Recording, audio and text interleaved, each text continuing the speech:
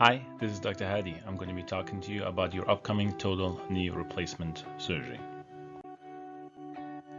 I'm going to be discussing knee replacement surgery, your post-operative care, and the possible post-operative complications that can occur. The knee is the most common joint affected by osteoarthritis. It's a large weight-bearing joint and has complex motion patterns, and it's a common site of injury. This is an example of what an arthritic knee looks on X-ray in contrast to a normal appearing healthy knee. The healthy knee is on the right side where you can see good preservation and space of the joint between the femur and the tibia bone versus the arthritic bone-on-bone X-ray that you see on the left side that reflects end-stage advanced osteoarthritis. If you look at a knee joint, you see it comprises of the femur bone, the tibia bone, the kneecap, or the patella, and it contains synovial fluid that allows for a natural lubricant within the knee.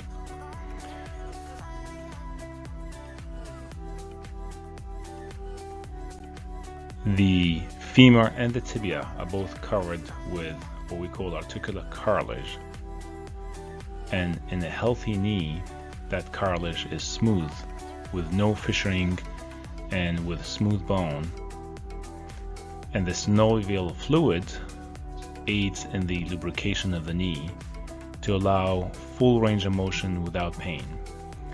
When you start to develop moderate osteoarthritis in the knee, you can see degradation of that cartilage and damage to it on both the femur and the tibia, and the lubricant within the knee becomes less. That results in joint pain that becomes more severe with movement and with rest.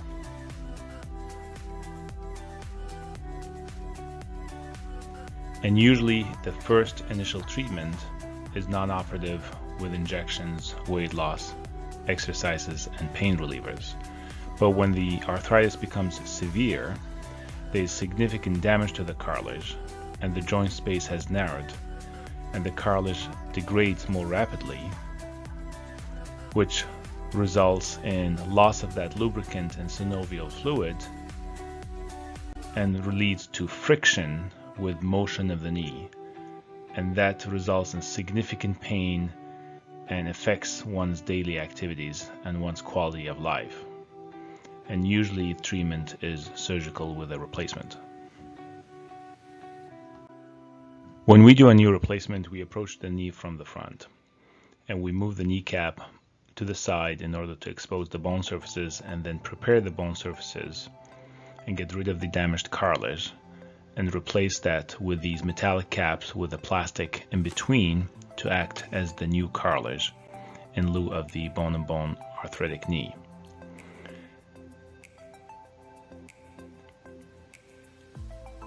This construct allows for pain, friction-free range of motion and tries to mimic as best as possible your natural knee.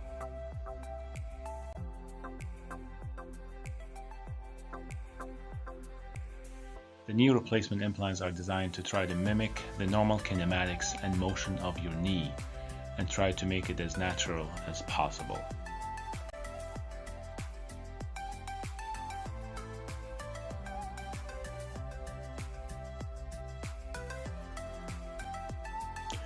In terms of the anesthetic, the anesthesiologist will talk to you about the different options. Usually we prefer doing a spinal for these kind of surgeries, and a spinal in a sense is injecting a medication in your back to numb you from the waist down, but you will be asleep through the surgery, you'll be sedated, you won't hear or know anything that's going on, and you will wake up in the recovery afterwards when everything is done without having the effects of the general anesthesia.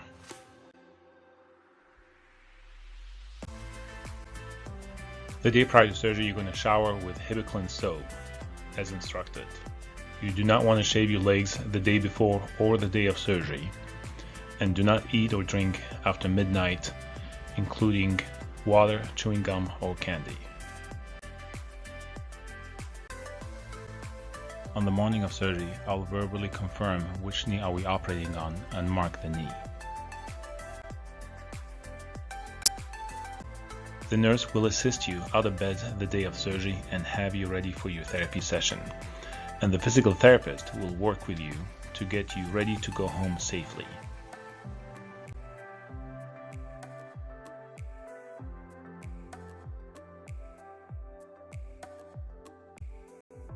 Unfortunately, even the most minor of surgical operations carries some risk of complications occurring. Hip replacement surgery is very successful and complications are relatively uncommon, considering the complexity of the procedure. Most complications are temporary setbacks. You have about a 98% chance that you will go through the operation without some significant complication which causes an ongoing problem. The most common complication is blood clots in the legs. The most serious complication is infection. And the most important long-term complication is loosening or wear of your hip. As long as the clots remain in the legs, they are a relatively minor problem. Occasionally, they dislodge and travel through the heart to the lungs, causing what's called as a pulmonary embolism. Blood thinners will be given to you first day after surgery. Additionally, compressive calf pumps are used and leg exercises are encouraged to prevent blood clots. Unfortunately, blood clots can still occur despite all these precautions.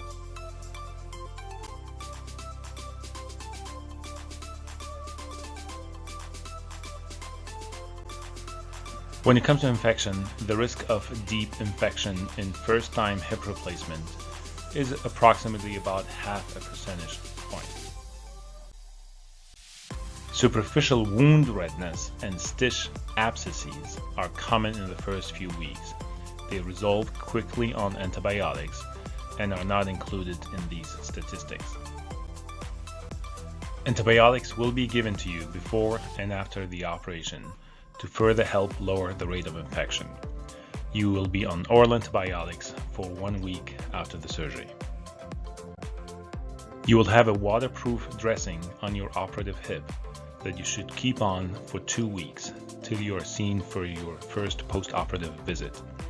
We will change the dressing on that visit.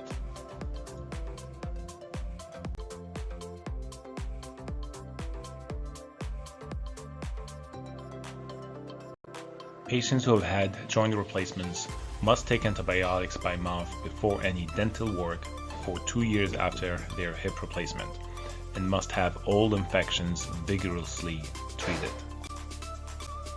Bleeding occurs during most surgical procedures. Bleeding is minimized during surgery with anesthesia and IV medications. Sometimes bleeding can occur into the wound in the days after the surgery, causing what's called a hematoma.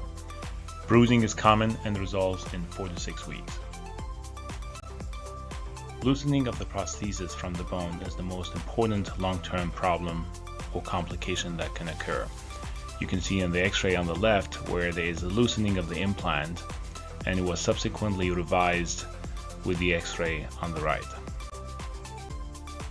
How long the bond lasts will depend on a number of factors, including how well the surgery was done, the quality of your bones, how active you are, your weight, and the design of the implant and materials used.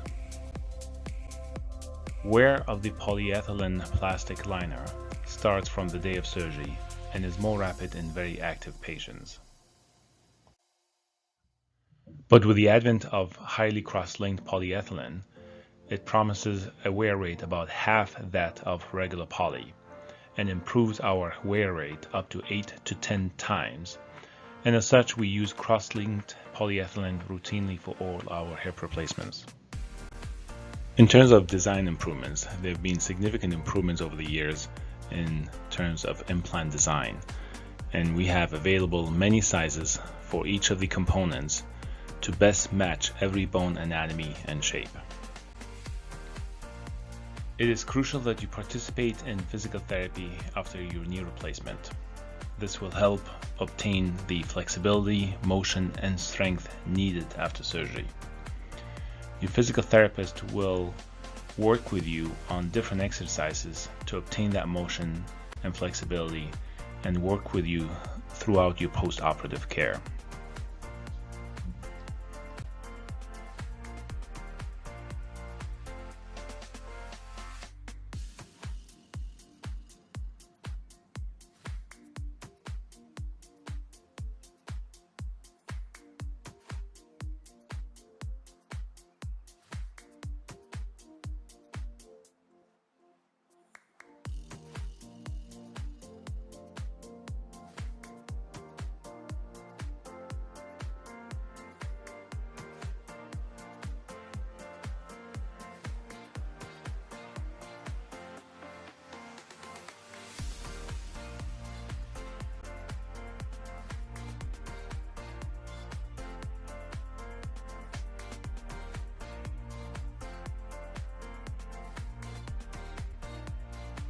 Sometimes it is difficult to regain bending motion that has been lost for many years, and if the knee can only bend 90 degrees prior to the knee replacement, it is unlikely to bend much more after the operation. For unexplained reasons, some patients form excessive scar tissue in the knee after their knee replacement, resulting in diminished bending of the knee. If stiffness persists despite physical therapy, sometimes a manipulation under anesthesia may be required.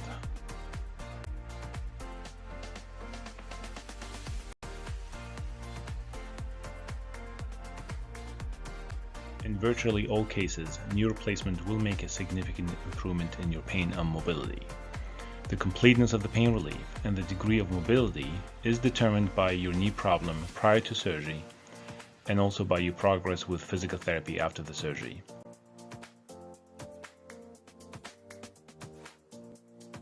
Injury to the arteries or nerves of the leg is an exceedingly rare but possible complication from your knee replacement surgery. The major arteries of the leg lie close to the back of the knee joint. If the nerves of the leg are injured, they usually recover, but it may take up to 6 months or longer. Most patients have some numbness around their wounds. This decreases with time, but a small area may remain feeling numb permanently. Some patients may experience clicking when walking with their knee replacement. It is not unusual for people to be able to hear or feel their knee replacement after they have surgery. Anesthetic complications can occur, and very rarely even death can occur from the anesthesia. Your anesthesiologist will see you prior to surgery and explain the risks involved.